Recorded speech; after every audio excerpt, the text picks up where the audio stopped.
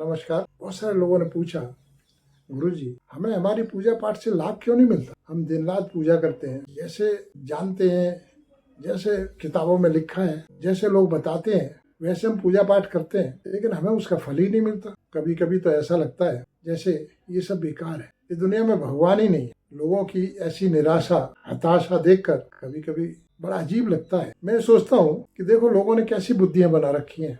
आप मेरी एक बात समझिए, आप घर में खाना बनाते हैं, अगर खाने को खाने के हिसाब से बनाएंगे तो अच्छा और स्वादिष्ट बने। अगर उसको अजीब और गरीब तरीके से बनाएंगे तो न खाया जाएगा, न उसमें स्वाद रहे। ऐसी पूजा का आप बहुत सारी चीजें छोड़ दो। इसके मुख्य कारण है कि आपकी पूजा पाठ काम नहीं करती। आपकी पूजा वास्तु दोष से निर्मित है। घर में सही स्थान पर आपकी पूजा स्थान नहीं बनी, इसलिए आपको लाभ नहीं मिलता। आप जब पूजा पाठ करते हैं तो आपका मनन चिंतन पूरा नहीं होता, आपका ध्यान कहीं और होता है। आप पूजा करते हैं इसलिए आपको लाभ नहीं मिलता। आपके घर में जो नियम है वो सही ढंग से पालन नहीं होते। कभी आप सुबह 8 बजे पूजा करते हैं, कभी आप 10 बजे करते हैं, कभी सुबह 5 बजे करते हैं। पूजा का एक समय निश्चित रखें। जो भी पूजा करें उसे सही तरीके से करें। आप विधि विधान से पूजा नहीं करते, ये भी आपकी पूजा में लाभ न मिलने का सबसे बड़ा कारण। आप भगवान में आस्था नहीं रखते, ये भी एक आपकी पूजा पाठ का लाभ न मिलने का सबसे बड़ा कारण है। आप सही ढंग से आसन बिछाकर सही तरीके से पूजा पाठ नहीं करते तो आपको लाभ नहीं मिले। आपके घर में माता पिता या बड़ों का आदर सम्मान नहीं होता तो आपको पूजा पाठ का लाभ नहीं मिलेगा। आप किसी विशेष व्यक्ति के विरोध के लिए या किसी का बुरा करने के लिए पूजा पाठ करते हैं तो आपको लाभ नहीं मिलेगा। आप मन से, कर्म से, वाणी से, समर्पित भाव से पूजा पाठ करेंगे तभी आपको लाभ मिलेगा। अपने घर की पूजा को वास्तु के अनुसार सही दिशा में स्थापित करके पूजा पाठ करेंगे तो आपको लाभ मिलेगा। आप सही विधि विधान से पूजा पाठ करेंगे तो आपको लाभ मिलेगा।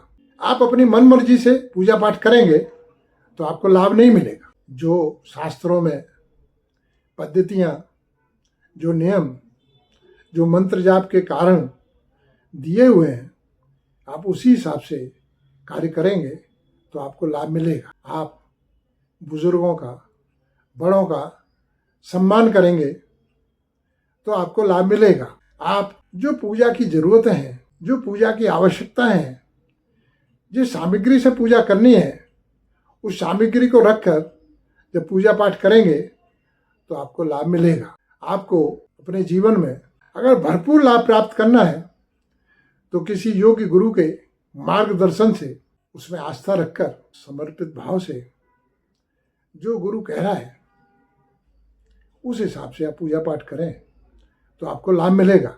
अब लोग कहते हैं वो गुरु ऐसा है, वो गुरु ऐसा है, वो गुरु ऐसा है। अरे भाई, आप मिठाई की दुकान पे मिठाई खरीदने जा रहे हो तो आपको मिठाई का स्वाद लेना है कि मिठाई बेचने वाले को देखना है? आपको मिठाई देखनी है, आपको मिठाई बेचने वाले से कुछ नहीं लेना देना। कौन गुरु कैसा है, कौन गुरु कैसा नहीं है, इससे आपको क्या मतलब पड़ा है?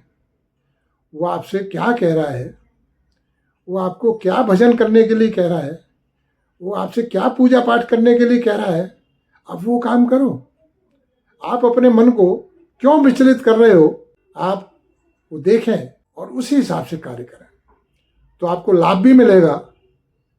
आपके जीवन में चमत्कार भी होगा, आपके जीवन में खुशियां आएंगी, आपको धन धान्य की प्राप्ति होगी। और जो प्रकृति में तत्व होते हैं उसी प्रकृति के तत्व के हिसाब से जिस देवी देवता की आप आराधना करेंगे आपको लाभ मिलेगा और जल्दी लाभ मिलेगा। जैसे श्रावण मास में भगवान शिव की आराधना होती है तो उससे लाभ मिलेगा।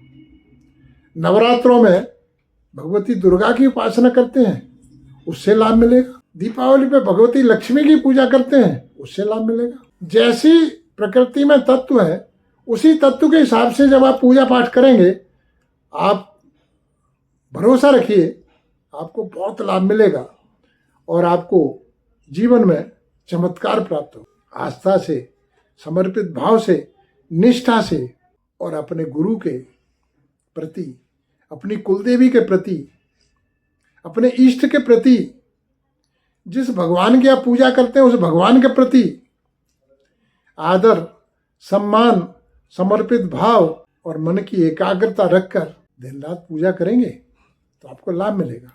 पूजा पाठ में ऐसा कुछ नहीं है कि आप 1 घंटे पूजा करें, आप 5 मिनट करें, 10 मिनट करें, आधा घंटे करें, आपको लाभ मिलेगा ही मिलेगा।